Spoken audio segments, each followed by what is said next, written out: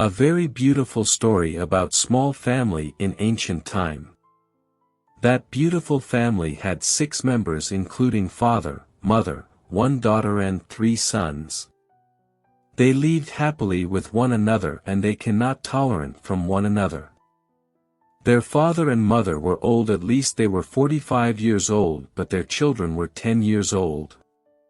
Their children had big dreams for their future, for father and mother.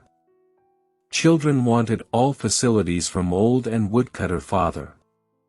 The father worked hard, but he was not capable to cut many trees and get more money. He was faced many problems, liquor, not enough energy for work, mountains were far away from village, hate weather and hungry was, so all those problems he offered and he tried to fulfill his children's dreams. But one day a villager said to the children's father, "You are old and you cannot work, why you do not work on your children's while all villagers work on their children and they get a lot of money on that way." The children's father told the villager, "I do not want to grow my children like woodcutter. My children's are wise, so in the future they will be doctors and engineers."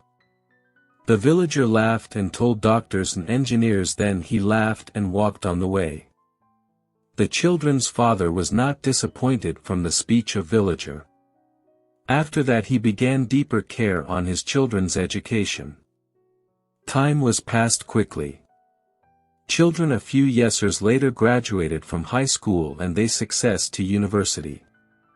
Children were too intelligent and wise. Beside the university lessons they taught at schools, courses. They wanted to support father financially. When father heard about the children improvement in that time, he was the happiest person in the village.